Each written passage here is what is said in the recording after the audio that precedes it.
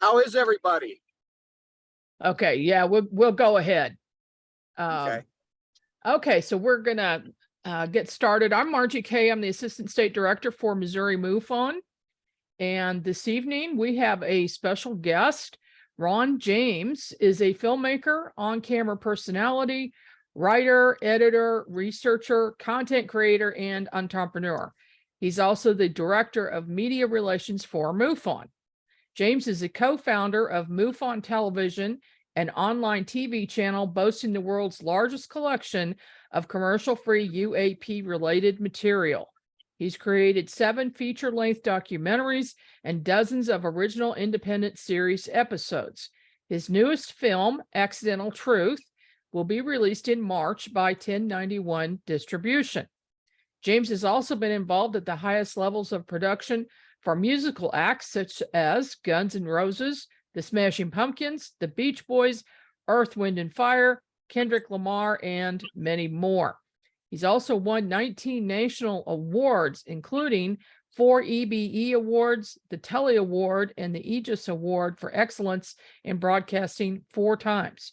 He currently makes his own shows, including Bigger Questions, Space Time, MUFON Presents, and more. He maintains his own independent production studio in Los Angeles. Welcome, Ron. Well, thanks. That's quite a mouthful. The film actually came out in April, so it's out right now. It's been out since the 18th, and the award count has gone up. So there was 19 before, but Accidental Truth has won another 11, so I'm up to 40. Or I'm sorry, I'm up to 30. Wow. Yeah, It's wonderful. Gotten a lot of it's won or placed in almost every competition and film festival that we've entered it in. So that's pretty exciting. Yes, indeed. Would you like for me to show the trailer right now or later or what? Sure. Do you now? I know that the sample clips are on MUFON's YouTube channel, but the trailer I think is on a different channel for 1091. Do you have it? Yeah, I found it and I do have it. And yeah, let's take a look. I just need to do a little finagling here to re-find it. Do we have people in the room that have seen the film yet? As far as I know, nobody has seen the film yet, but we can ask them in a bit. If you've seen the film, write something in the Q&A and let us know if you have seen that, if you would, please.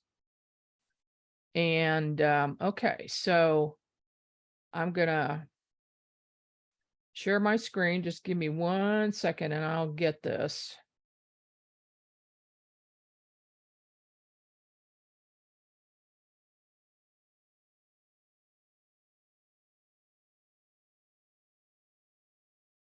Share that. Okay. Here's the trailer. Reality no longer be denied. In 2017, the New York Times broke a front page story about a shadowy government program. Pentagon had this secret UFO monitoring agency, which nobody knew about. Don't ask me, because I'm not going to tell you. Instead of answers, we've been given a new narrative. The UAPs are not ours or any foreign governments. Then the question is, whose are they? You can ask questions, but who are you going to ask them of? And you've got to make sure you're asking the right people. There are many things that are out there in the ether aren't officially brought to our attention. How would it have to be officially brought to your attention? I'm bringing it to your attention. Do you expect to see real answers in this report? Honestly, I don't think so, Jake. Memorable quote in that is, technology not of this earth, not made by man. That's a profound moment. So have you studied classified materials, but you just don't have them? I just shouldn't say anything. Individuals, Pentagon confirmed the Roswell paper, that's real. Complete cover-up. Some phenomena point to an interaction with consciousness. Maybe the physical evolved from consciousness. Life may exist in all sorts of forms. The question is, what's our definition of life?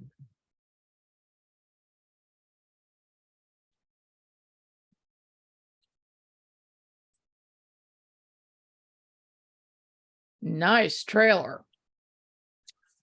Yeah, thanks. They did a pretty good job on that. So the films are doing pretty good. I don't have any solid numbers on it, but I know that on the iTunes charts, it's been in the top 10 in documentaries since it came out. So, and I'm sharing that space with James Fox and Stephen Greer. So that's pretty funny. Yeah, absolutely. What gave you the idea to create this movie? It really stemmed from the interview that I did with Lou Elizondo, where he made a couple of slips of the tongue, and that's where the name Accidental Truth comes from. We not only have Lou saying things that he didn't mean to say, but we also have a lot of other people sort of accidentally letting something slip. And so, it's really about discrediting this story, this new narrative that they've come out, that nothing happened after Project Blue Book until the OSOP program started at Bigelow Aerospace. We know that's a lie. Everybody in MUFON knows it, and we were able to dig up the history of this and show not only that there was a lot of activity happening, but we're able to prove what that activity was. Some of the people who actually ran some of these programs that are still being denied, and then also show the evidence from cross-referencing Freedom of Information Act documents and historical documents and people that were there, so that we can paint this picture and prove things that have never really been laid out in such a factual manner before. So Accidental Truth is a historical document that makes a very, very compelling case for the state of the whole phenomenon. And Come on, really? what? Let me put everybody on mute here. Oops.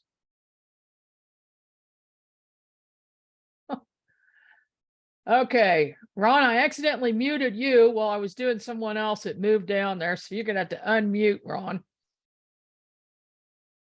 Got it. Okay, sorry about that. So are you interested in UFOs for a personal reason? Have you had any personal experiences? I really haven't.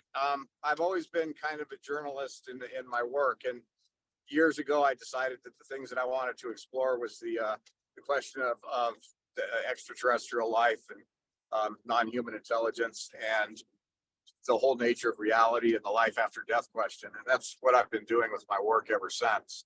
And so Accidental Truth is part of that. I was hired because I own a video production company, and I was hired to produce the X conferences for Steve Bassett years and years ago. And when I did that, I really got to see inside the field, and I realized it was the biggest deception facing humanity ever. And so I decided that I wanted to focus some of my work and my documentaries and my media work on that topic. And so I've been working on it for years. I put out another documentary in 2012 called The Disclosure Dialogues that won the EBE awards in 2012. And it was pretty good. It wasn't nearly as good as Accidental Truth, but and then I've done a ton of episodic shows. My show Bigger Questions, I interviewed a lot of people, including Stanton Friedman. It's a great interview with them out there. And so I've just been doing a lot of production around it. And then with MUFON Television, I do some original shows just for that channel. How did you get involved with MUFON Television? It's really funny. I was backstage and I was emceeing one of Paula Harris's shows in Laughlin, and I was backstage with Jaime Maussan and Jan Harzan was back there, and Jaime was live streaming the MUFON symposium to Mexico, and he turned to Jan Harzan and he's like, you guys should do something like this, and you should create a channel or something. And I thought, wow, that's a really good idea. So I went upstairs to my room and I registered MUFONTelevision.com. And then I told Jan about it. And I told him I wasn't trying to Shanghai the domain, but over 6 months, we negotiated a joint venture between my production company and MUFON to create MUFON Television. So I built it, I designed it, I created it, and I populated it with stuff. And it's a real benefit to MUFON at this point as far as throwing off additional membership revenue. Well, yes, and this channel, the YouTube channel, Mutual UFO Network channel, I see 511 videos on there. Are you responsible for all those? Not all of them. There were some that were there before, and Richard Beckwith is doing the MUFON podcast, so he puts a lot of those on. And yeah, we're right about 86,000 subscribers on YouTube. And then the MUFON Television channel is actually MUFONTelevision.com, and it's got another 700 videos on it or thereabouts. And some of them are original shows. A lot of them are archives of the symposiums and a few other things that we've picked up here and there, got permission to put on the channel. So there's no commercials, no advertising, and it comes with your enhanced MUFON membership. You get it for free, and you also get the live stream of the symposium when you sign up for that. Yeah, that's a super good deal, especially for people who can't get to the symposium. Now, are there any videos on here that you want me to play? Well, there's a bunch from the Accidental Truth movie. They'd be among the last few that were uploaded.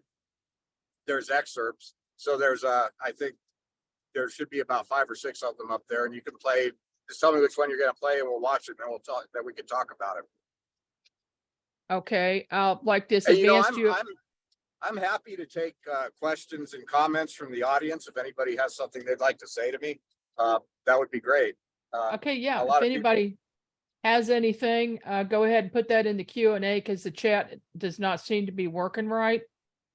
So I'm going to, okay, we've got a question. Has he had any experiences being contacted by the men in black due to what you're doing? And where can we see this if we don't have MUFON TV? Where is it on YouTube? Okay, well, I'll get you that information. The movie's not on YouTube. It's available on Amazon Prime. It's available on any place online that you can rent a movie. Amazon Prime, Apple TV, Microsoft, Google Play, Hulu, Vudu, Redbox, all of those places. So if you have an Amazon account, you just search Accidental Truth, and I think you can rent it now for like $4. And that's we spent a lot of money making the movie, so we do definitely want people to rent it. Oh yeah, absolutely. Now, yeah, what about the men in black? Have they contacted you? MUFON is scrutinized constantly by different government agencies. I think that pretty much goes with the territory. But when I was making Accidental Truth, nobody overtly contacted me, but I was very aware that everything I did was being watched. I would wake up in the middle of the night and my hard drive's chattering away, and I could see on my computer the tremendous amounts of data were being sucked out of my computer. It's almost like they were keeping up with the edits of the movie. And there were times when I really thought that I was poking the tiger in the eye, and that I might be paying a price for that one day. I was not 100% convinced that this film was going to see the light of day until it was released. I mean, right up to the last minute, I was afraid something was going to happen. And so yeah, it was very scary sometimes during the process of making this film. And when you watch it, you'll understand. It's like we're not pulling any punches.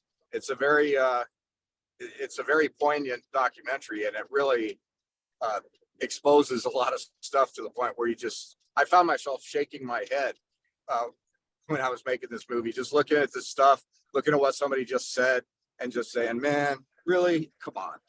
So yeah, nobody contacted me overtly, but I was definitely being watched. And then when you're up in the upper ranks in MUFON at the national level as a director or anything, and I'm the media relations director, so you're constantly surveilled by somebody doing something. I pretty much have to live my life like an open book, under the understanding that I'm probably being watched and listened to all the time, which is cool because it makes you behave yourself.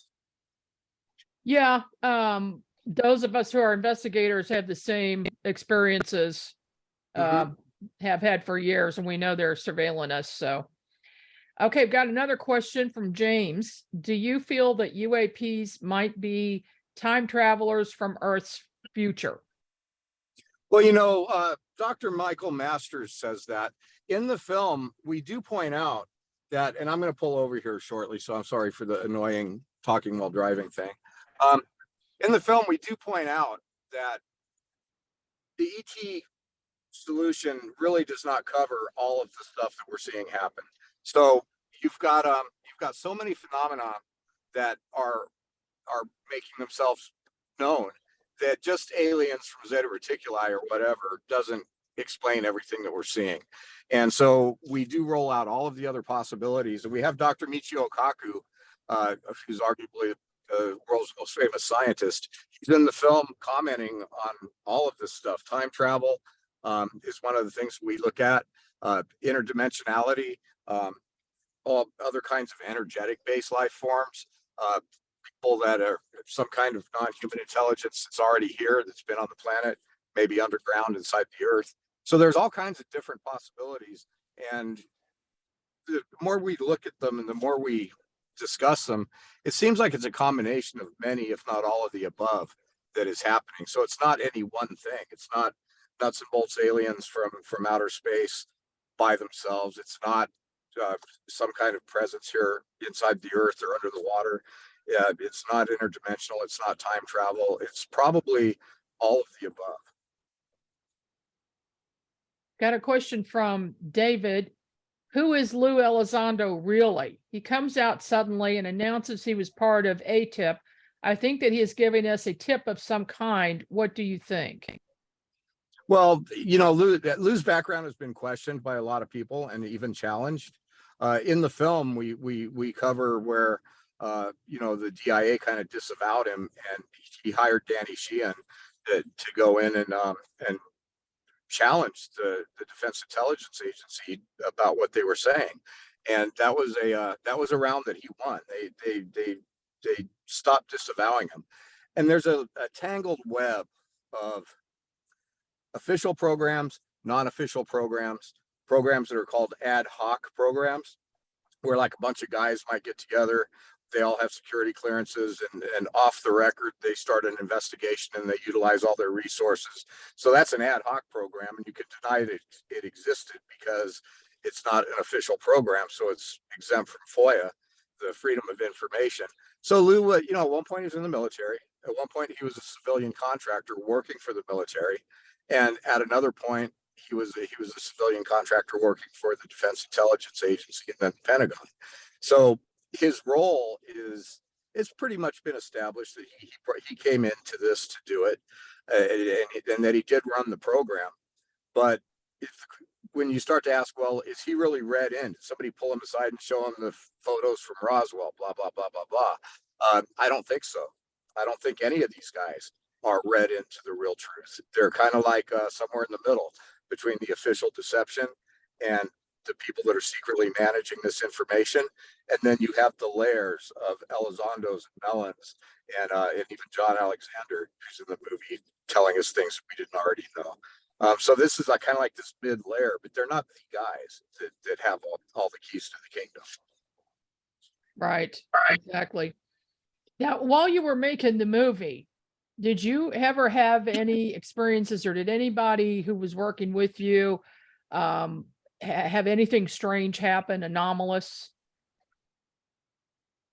Well, I mean, I've been threatened by quite a few people about things that were in the movie.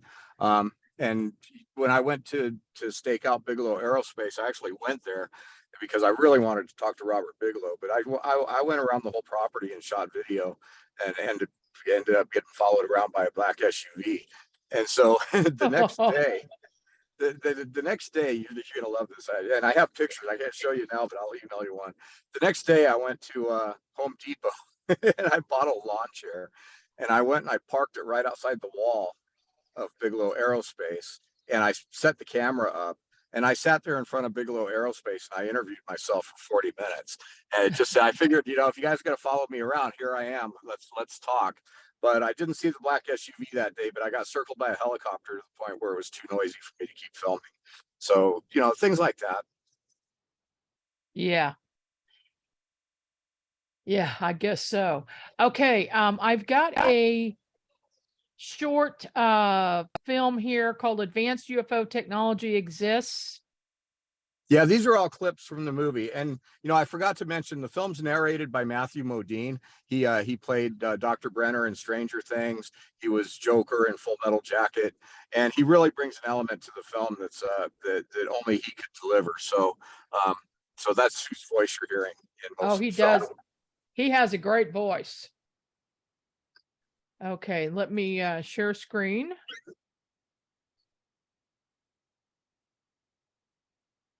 Got to go through all these hoops to do it.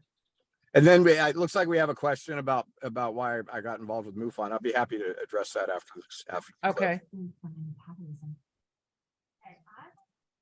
The Defense Intelligence Agency responded to another FOIA request that demanded information about the work of ATIP and its previous versions. The result was 1,500 pages that included 38 independent papers about potential advanced technology. Some of the technologies that were explored include advanced nuclear propulsion for manned deep space missions. Many of these technologies are beyond the realm of current science. These technologies are discussed as if someone knows that they are entirely possible. Machinery really does exist. It does exist. The problem has been the inability to back engineer. And I kind of think that some things require a weightless environment.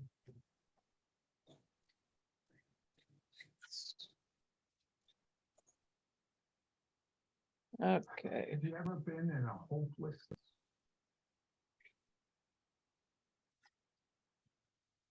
That was a nice clip. Yeah. So, you know, the Defense Intelligence Agency released these DIRDs, they call them, 1,500 pages with these reports that were written by guys like Hal Puthoff and Eric Davis about all these esoteric technologies. And a lot of people that debunk these documents are saying, well, you know, this is just stupid things that the DIA funded through Bigelow. But my take on it all is that these are technologies that we discovered at some point probably exist. And we've been studying them and trying to figure them out for a really long time.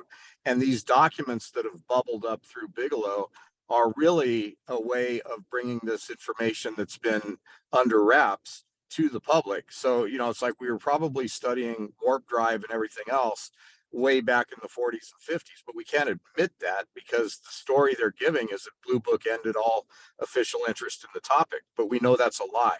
So where they're getting this information and why they're studying it and why they're writing reports about it is that they're using the Bigelow Aerospace, ATIP, and OSOP as a way to filter this information up into the public's arena in a manner that makes it so they don't have to answer for all the lies they've been telling us for nearly 100 years. So it's very clever. But you know, Dr. Kaku kind of chimes in on these. You know, like the one that they were talking about, their warp drive, and then there's a whole bunch of different technologies described in the film, and we talk about them. And the general thing that he has to say is that you can't get this stuff. We don't have it. It's possible a super advanced species might have these technologies. They are conceivable, but we're not going to have that technology for years, maybe 100,000 years in some cases. And so then A, where did the ideas come from? And B, why do we have a certain amount of at least comprehension on how these things work if they're technologies we're not going to be able to develop? We've got a question in the chat. Who are the right people to ask in government about UFOs? That's a good one. Yeah, you know, the sad answer to that is we don't know, and we probably never will. The front-facing military, the Pentagon, the civilian government, none of these guys are really read in. There might be a few people at the Pentagon that know about some of these shadow programs, but these things from the time of the Roswell era when MJ-12 was basically created, and we might say, well, MJ-12 is BS, but some group like them, even if you don't believe the MJ-12 roster and you don't believe the papers, it's only logical that a group like that would have been convened around that time to manage this. And over time, they've just become so deep into black programs and embroiled with secret programs inside of industry that they're accountable to no one, and none of us know who they are. And a lot of this history, as sad as it is probably going to never be completely revealed. And that's a lot of what Accidental Truth is about. Is about trying to point out that, yeah, this history exists and we can prove it exists with a pretty compelling case. And it's going to be a shame if it gets lost. But institutional memory is drying up.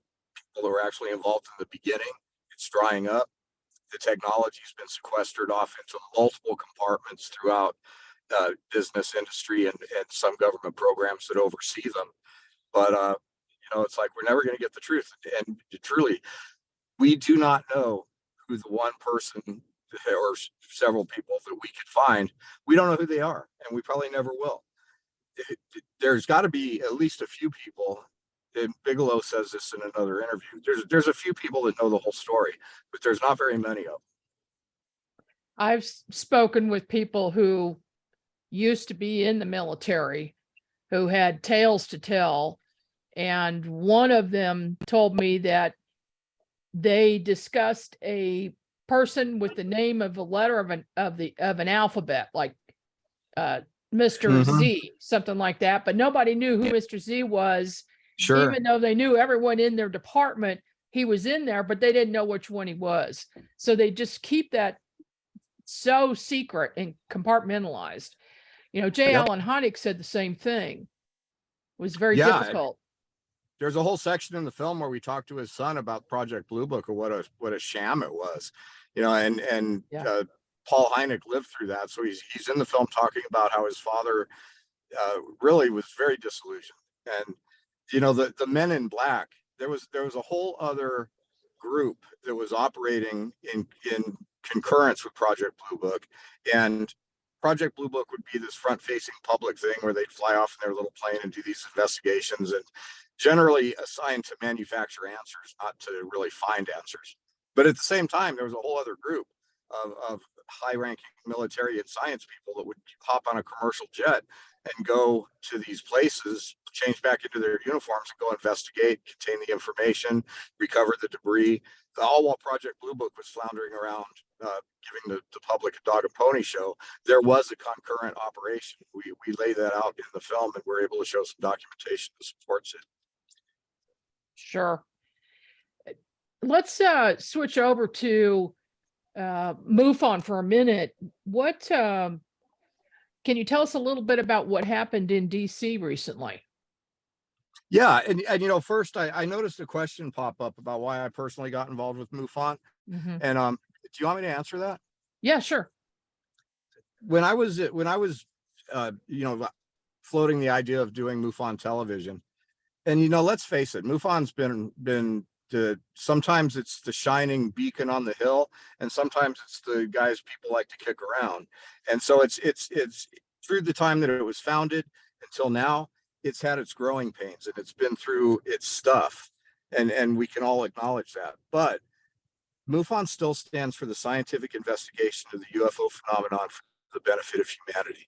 And there's nobody else out there doing that at this scale. And so if I was going to align myself within the community, this seemed to me to be the best place to be, because I don't want to create media full of things you can't substantiate. I don't want to create media full of some of these stories that are out there and some of the people telling them. I don't want to be involved in that. The nuts and bolts of what we can prove, what is going to ultimately be a scientific achievement, that intrigued me more than anything else. MUFON's the only game in town, if that's what you care about. Yeah. Do you think that there is a concerted effort now to get more information out about UFOs and preparations for some big event like a lot of people feel? Well, I think, I don't know if there's going to be some big, milestone event, but I think what's happening is what we're seeing unfold in the public is really the evidence of the battle that's going on behind the scenes. When Elizondo and Mellon came out with the story that Ralph Blumenthal wrote, This was a group of people within government that really wants to get more and more information to people. But there's a whole other element that does not want this information out. And that includes the corporations that are sitting on all this technology and the managers of the information. They'll keep it a secret forever if they can. And so there's been this literal battle between these guys that's been playing out. So that's why we see one day there's a big story in the New York Times about, oh yeah, there's UFOs. And the next week it's like, oh, they're not aliens, they're us. You know, so it's just been this big tug of war over information. And as we commercialize space, we've got the Webb telescope up there. Sooner or later, it's going to see a planet that's got lights. It's just not going to be easy to keep this thing a secret any longer. You know, Elon Musk is going to go land on Mars, and there's nothing that the government's going to be able to do. Well, they could, but there's nothing that's going to cover up what they find there. And so at some point, the reality is going to slap us in the head. And I think they're trying to get ahead of that. I don't know if there's going to be any seminal event like flying saucers, you know, hovering over every major city. I don't know if that's going to happen. But yeah, it's going to be harder and harder and harder to hide the fact that this stuff is real. And so they have to tell us something, but they're very divided on what they want to tell us. And that's why they've given us this whole new story, which is, oh yeah, Project Blue Book ended. That was it for the government until Bigelow got hired to do his contract, starting with Skinwalker Ranch, which turned into ATIP. And then they're gonna take whatever information they decide they're going to share with us, and they're going to use that vehicle, that narrative vehicle, to bubble it up to us.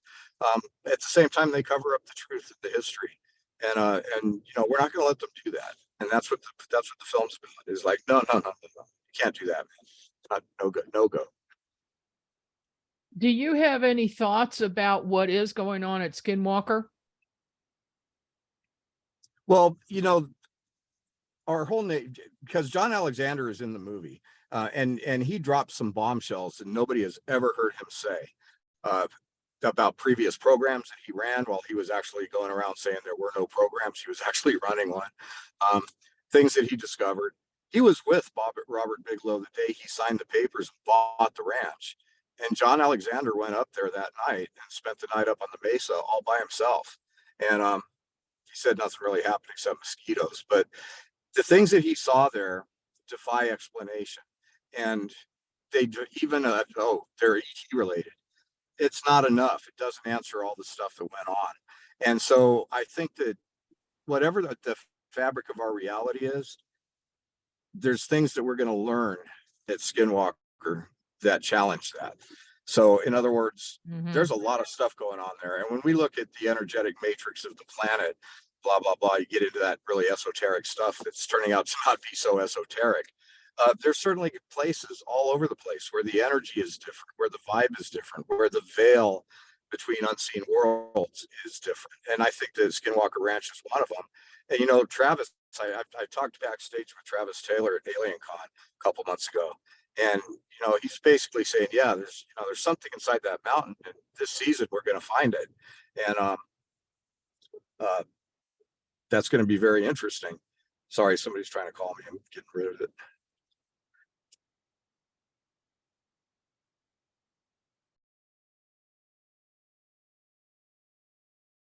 Whoops. We just lost him. He'll come back in. So we'll just hold on for a minute. I think he accidentally pushed the wrong button there. And if everybody has any more questions, go ahead and put that in the chat or in the Q&A there. When Ron gets back, I'll do that. And then I will also replay those videos that I had up earlier. I have to click some certain button when I share something to share the audio, and I didn't get that done. So, and here he is. He's back. Your mute is on, Ron.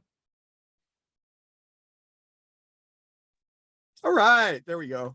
Okay. I knew you'd be back. This is pretty good considering, to let everybody know what happened. They had this on the calendar as for 7 o'clock my time, and I had to drive to LA today. And so I was pretty sure that I would get to LA by 7 with no problem. But then we had some traffic issues, so I got stuck in the middle of the desert. And then the time was wrong. So it's actually 5 o'clock my time instead of 7. So we're able to do this. We worked it out, and it's working pretty good. So that's the reason for the Zoom call from the bar. Well, you're coming through clear, so that's fine. Now I've got a question in the chat. Are there programs for deathbed confessions? I think he means, are there any movies or shows about deathbed confessions about UFOs? The guys that we did the citizen hearing on disclosure, and we put out the anonymous deathbed confession, and then Ron Gardner didn't really have a deathbed confession. But what's happening soon is that this new legislation makes it okay for whistleblowers that have information about the UFO stuff to come forward. The problem right now is that nobody's really worked out the logistics. I know that Lou and Chris are working on that in Washington. But there's going to come a time very soon where if you have information about this stuff, there's going to be a channel through which you can enter, and you'll have protection, legal protection and other protection if you need it. And you're going to be able to come forward and talk. And so I think we're going to see a lot more deathbed confessions. We're going to see a lot of confessions that aren't necessarily deathbed because nobody has to be afraid.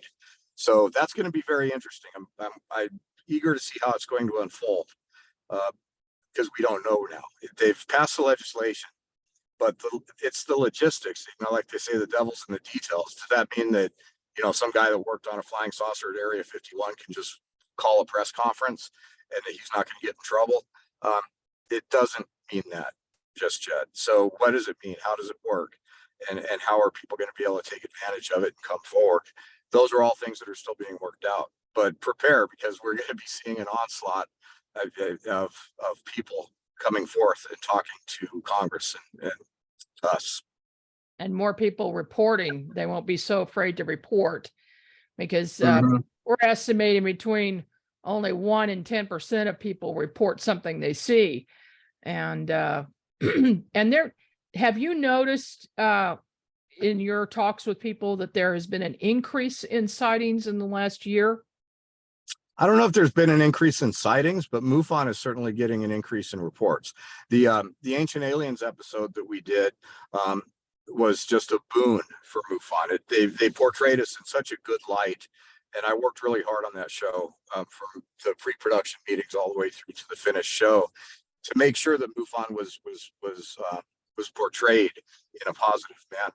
And it was our website traffic tripled for the first time during the premiere. We picked up well over 1,000 new members. It was great. And so, yeah, more people know about MUFON, more people are reporting. So our reporters are going up. I don't know if it's an increase in sightings. It's just more of an increase in awareness and people actually taking the time to talk about it. Absolutely. Now, do you have any new projects coming up? Well, right now I'm just kind of resting on getting this done. It just came out, and what you don't realize when you make a media production like this is that that's just the beginning. The release date is really just the beginning. It's podcast after podcast, traveling to all these different symposiums and presenting the film, doing lectures.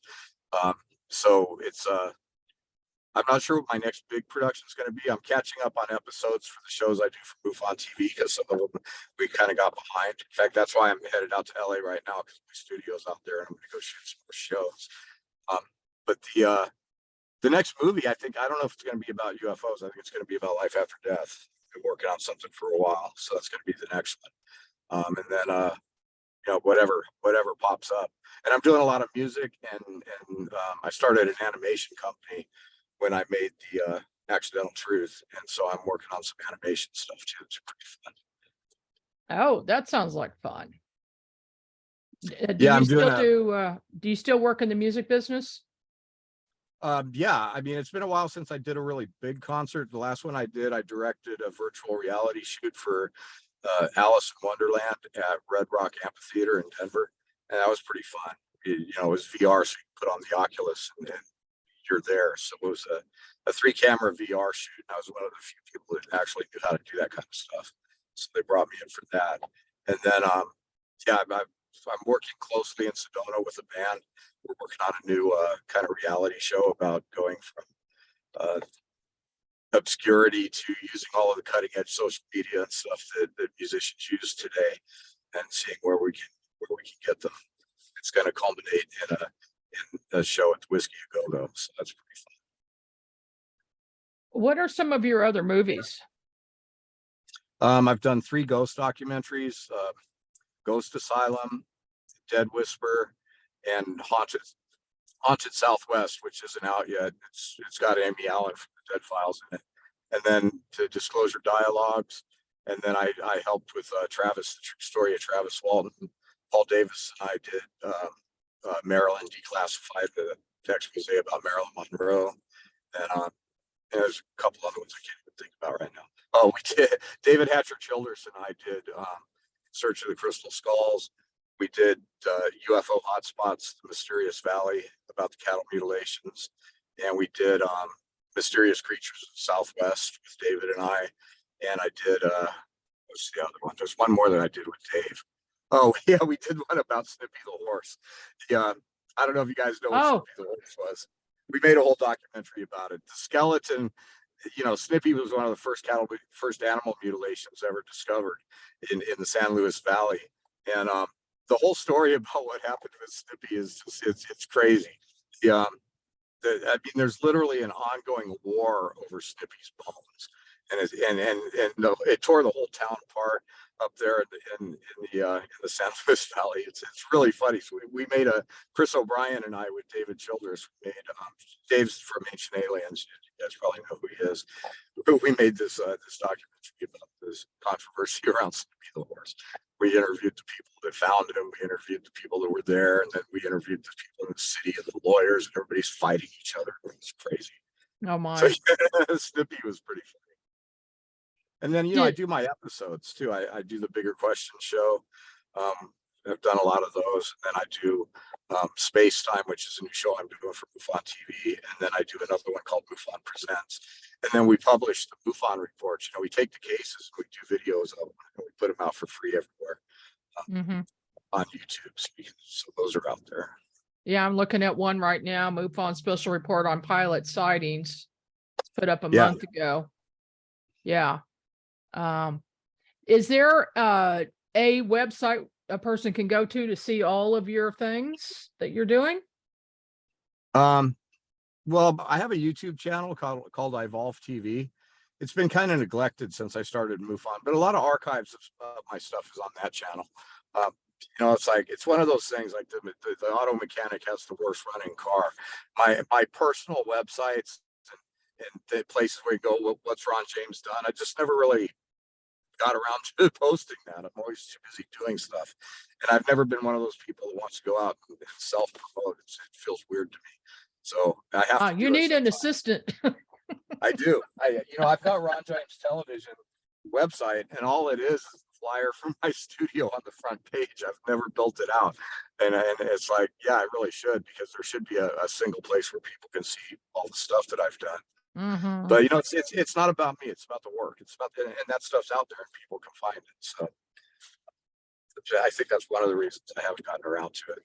But after Accidental Truth, I need to, because that film has brought me to a whole different level. And we did it in association with MUFON TV, which is really me, but it's taking MUFON along with it, because everywhere the film shows, you've got the MUFON logos, and you've got the interview with David at the Capitol building in front of the White House in DC. So there's a lot of really very flattering content about MUFON that's in the film. So it's helping too.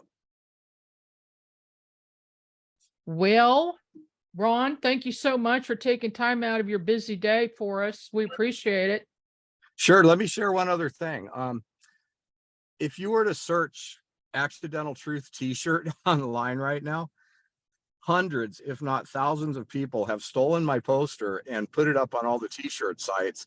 And so there are now more places to buy an Accidental Truth t-shirt than there are to buy the movie. But I want to tell people there's a website inside MUFON TV, and if you go to accidentaltruths with an S.com, it forwards you to the AT Insider spot on MUFON Television, and there you can get, if you're interested, there's a link to rent the movie. there's a place where you can buy the t-shirts, you can buy autographs. These t-shirts and merchandise are all made by me. It's the only place you can get them. I actually make them myself. Like I bought a t-shirt machine when I finished making the film, so I wasn't stuck in front of the computer all the time. So you can get real official merchandise, and it really helps to support the ongoing work. And the animation team in Ukraine, who kept delivering animations to me through the war at great cost to them. I'm trying to help them buy new computers because they got lost in the when Russia bombed the power plant. It caused a power surge, and both of them lost their computers due to missile attacks. So the merchandise on the accidentaltruths.com website is some of the proceeds from that are helping to buy new computers for the animators that made the movie. Okay. Okay. Well, guys, buy the real thing. Don't buy the fraudulent t-shirts. Yeah, they're So- really cool t-shirts too. We've got a few Okay. autographed Matthew Modine movie posters, things like that. Okay. I will put that information up on our website as well, so everybody will know where to get it. And this will be on our MUFON YouTube, everybody. So keep that in mind. If you missed any part of it, it is recorded. So I appreciate it, Ron. And we'll be having me, talking again and- soon. Let's talk again about MUFON in DC, because that's a whole thing. And Debbie can share some of what she experienced, because we were all in Washington, DC together. Lunch with Andre Carson was awesome. But MUFON's been really moving the ball in Washington, DC. We've had over 300 meetings with Congress people and staffers. We're providing a quarterly report to the House and Senate Intelligence Committees about our sighting activity and things that are being reported to us. And so, we're getting a seat at the table. And they've taken us seriously. The Congress people have been super great to us, and there's a lot of respect for MUFON in DC as a real solid organization. And so that's the work of Dave McDonald. He's knocked it out of the park. He's one of those guys that can just put everybody at ease in a room. I couldn't go to Washington to do what Dave's done, and I don't know anybody else that could have done it. But between him and our lobbyist Jessica Taco, we're moving mountains in DC, and we're getting closer to disclosure through that too. Well, that's very important, and not a lot of people know about it. So that's good. It's good to have that update, and we need to pay more attention to it, and also watch the MUFON Journal for updates. And Yeah, the I YouTube encourage channel. everybody, go to Amazon or whatever, rent the movie. It's like you can get it for as little as $4, and leave me a review or tell me, and drop me an email, tell me what you think about it. I'm at media@mufon.com, and I'd just love to hear what people have to say. Okay. Well, we'll pass the word around to all of our members, and we appreciate it so much. Thank you, and good luck with your future projects. Yeah, thank you. And MUFON is it's the strongest it's ever been. So it's a great time to be members. And all of you guys you're what makes MUFON great. Well, there's a lot that goes into it. There's a lot of volunteer work going on here. So There is. Okay, All well, right. if there's nothing else, I'll go and get back on the road. And Okay. thanks for making this work today. I was a little concerned, and I didn't want to miss a MUFON podcast. So Well, this is awesome. thank you for making it work. We appreciate it. Okay, everybody. Thank you. Okay. Bye-bye. Bye. All right. Now let me try to get these videos back up for everybody. And I'll try to get that again. Oh, here we go. This one.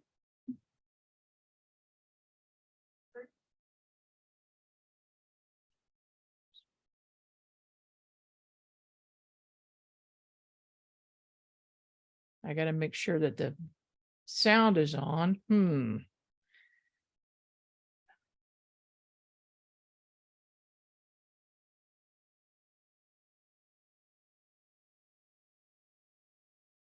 Share. Okay, I'm sharing it, but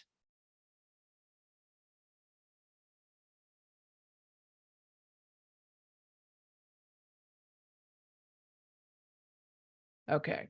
Now I'm on share sent. This should work, everybody. 30 days. These people all lost 100+ pounds, regained their perfect body with no signs of The Defense Intelligence Agency responded to another FOIA request that demanded information about the work of ATIP and its previous versions. The result was 1,500 pages that included 38 independent papers about potential advanced technology. Some of the technologies that were explored include advanced nuclear propulsion for manned deep space missions. Many of these technologies are beyond the realm of current science. These technologies are discussed as if someone knows that they are entirely possible. Machinery really does exist. It does exist. The problem has been the inability to back engineer. And I kind of think that some things require a weightless environment.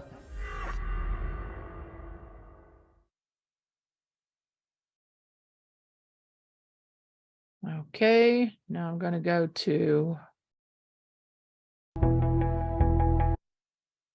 The Defense Intelligence. Okay. I'm going to go to a different website now to get that trailer.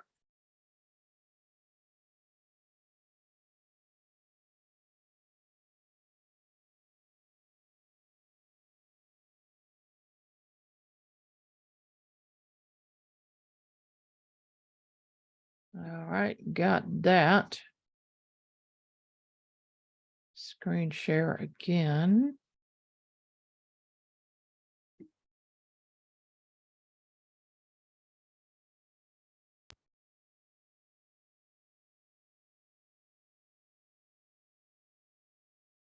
And the sound. Okay.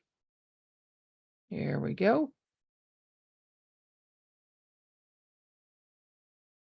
2017, the New York Times broke a front-page story about a shadowy government program. Pentagon had this secret UFO monitoring agency which nobody knew about. Don't ask me because I'm not going to tell you. Instead of answers, we've been given a new narrative. The UAPs are not ours or any foreign government's. Then the question is, whose are they? You can ask the questions, but who are you going to ask them of? And you've got to make sure you're asking the right people. There are many things that are out there in the ether that aren't officially brought to our attention. How would it have to be officially brought to your attention? I'm bringing it to your attention. Sure. Do you expect to see real answers in this report? Honestly, I don't think so, Jake. Memorable quote in that is, technology not of this earth, not made by man. That's a profound moment. So have you studied classified materials, but you just don't have them? I just shouldn't say anything more. Individuals at the Pentagon confirmed the Roswell spacecraft is real. It's just a complete cover-up. Some phenomena point to an interaction with consciousness. Maybe the physical evolved from consciousness. Life may exist in all sorts of forms. The question is, what's our definition of life?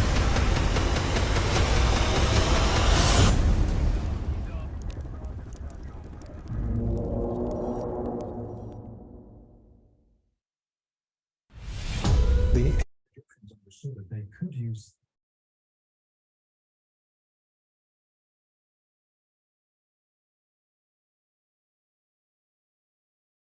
Okay, folks, do we have any comments about our meeting today? You can unmute if you want to speak. I think that was very interesting. We really never have had a film producer on as a guest on any of our Zoom meetings yet, but I've got some possibilities for some more coming in the future. In the meantime, of course, we have our monthly meetings here that are statewide. We're also having meetings in St. Louis and Kansas City monthly in person. Monday night's event in Kansas City was extremely interesting. We did a CE5 UFO watch, and there were multiple UFOs that came in. So I was amazed. I mean, I've been doing a different type of a session that's a telepathic communication. It's very similar, but I've never taken as long to do a meditation. And I think that was the whole key with a lot of people together in one place. There were about, by the time we were getting to that point, about 11 people. And we were all focused on the same message and sending messages out. And we got some amazing things come in. There are some good videos that some people got. I did get a video of an orb that was down near the ground. So I'll be showing that in the near future. And oh, James missed it. He was going to be there. Jean Walker was there. She's not here tonight, but she was with me. And there was at one point where the host, Robert Cortouche, was there, and he conducted this meeting. So he, at one point towards the end of the session, requested, we sent this message out together collectively to bring in any UFOs in the area of the Big Dipper. So we're all have our eyes on the Big Dipper, and these two objects we could see were headed towards each other. They met right in the center of the Big Dipper. And then as they passed each other, it looked like they were going to collide. And then as they got closer, they moved out of the way and went by each other, and then kept going for a little bit, and then simply blinked out. So we were all in amazement at this, because the chances of that happening at that exact time when we asked to see something there, and then we see two of them that acted very strangely, that was a clear showing that those were UFOs, and they were telepathically communicating with us. So we've got things like that are planned, more things that are planned in the future. So, and then also James Bear hosts a monthly meeting on Zoom. James, do you want to talk about that for a minute? Tell everybody what your meetings are about and how they can join that. Yes, certainly. No problem at all. It's designed for SSDs and field investigators, and we talk about those problems that we all have in looking at programs.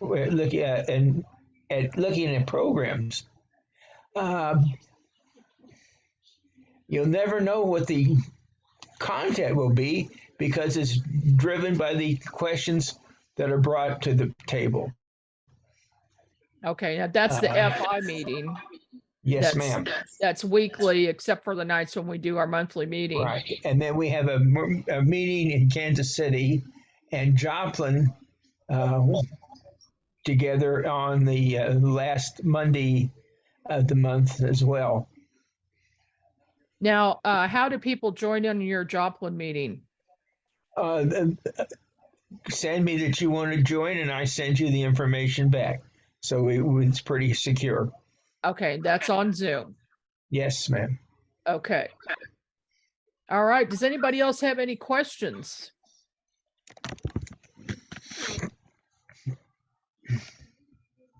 We've got Carl Harper, he's an investigator. Charles Frieden is an investigator. James Bear is an investigator. We've got a lot of investigators here. So if you've got any questions, now is the time. Otherwise, I'm going to, oh yeah, and the person, oh, what is James Bear's contact info? James, you want to share that?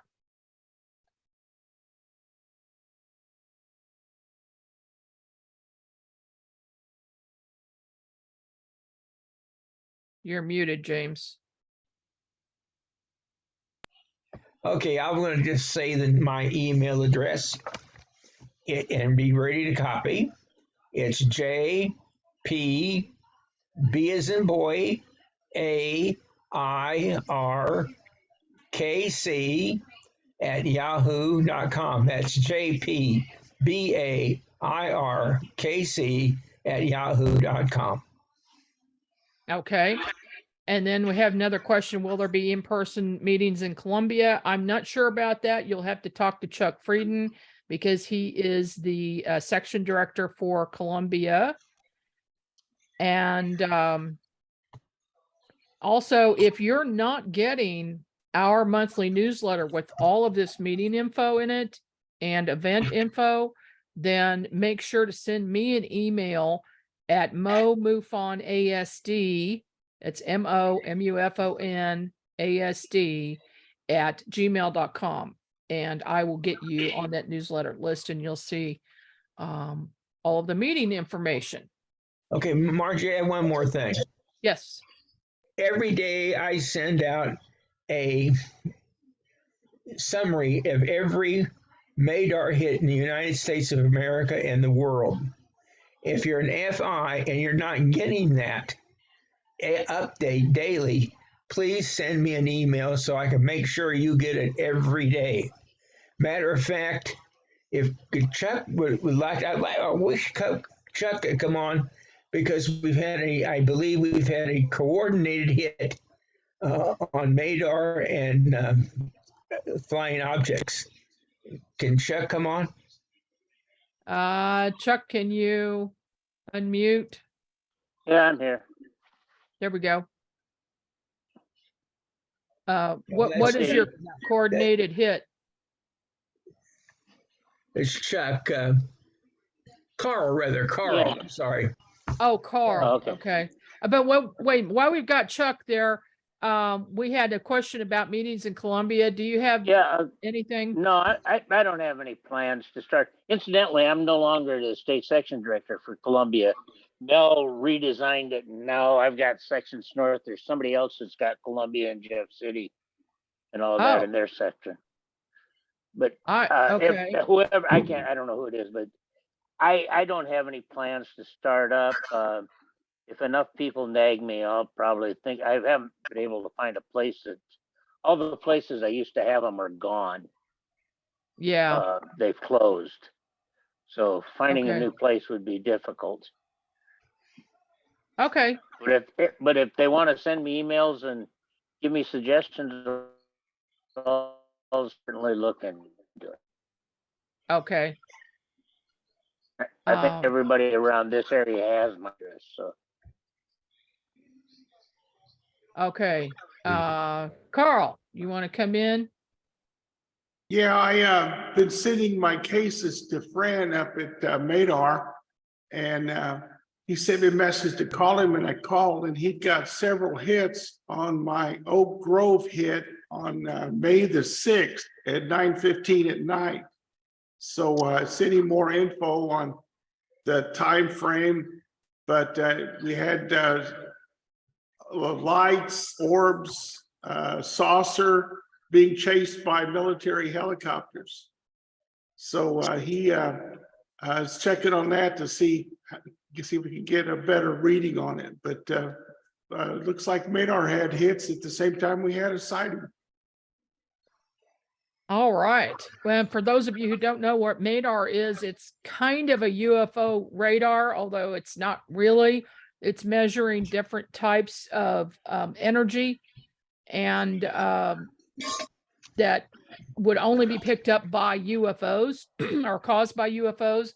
And it's picked up. You can buy a unit, put it in your house, connect it to your router, directly to your router, and all of the information from that goes back to the Madar headquarters, and then the state directors, and our chief Madar analyst is James.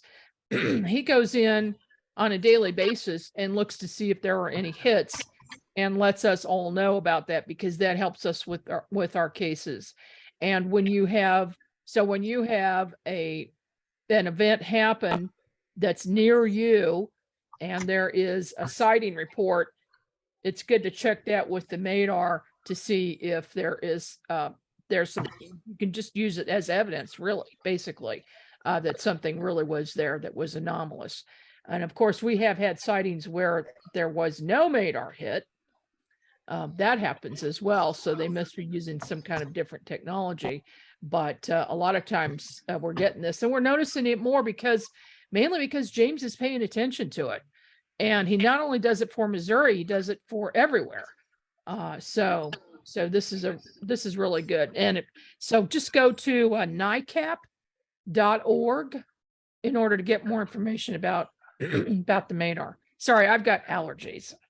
They're hitting me hard today. So, okay, if anybody has any other questions, we'll entertain that. Otherwise,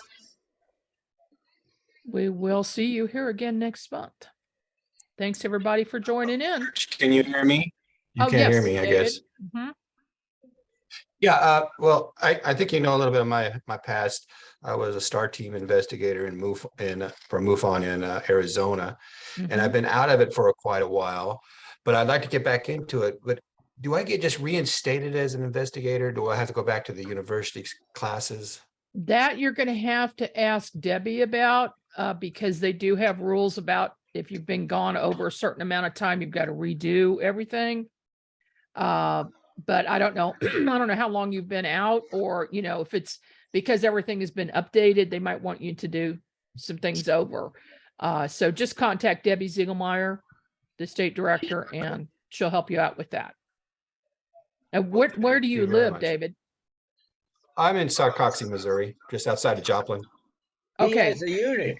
Doesn't he have a unit? Yes, I do. Yes, I do. I know he's fantastic. Thank you for having it on. You're Yeah. welcome. Yeah, we could really use somebody there. That'd be great. We need a field investigator. I'm available. Oh, Perfect. okay, thank you. All right. Thank you, David. Appreciate that. So here we have people from other states who are field investigators and coming to Missouri. We've got a couple of others as well. So I think we're up to 19 investigators right now in our state. And that's really lucky because a lot of states only have 1, 2, 3 investigators for the whole state. But Missouri is very active, so it's a good thing we have those. Otherwise, we'd never get caught up on our investigations. So, all right, everybody, I'm going to end the meeting for this month, and we'll see you here again next month. Thank you and goodbye.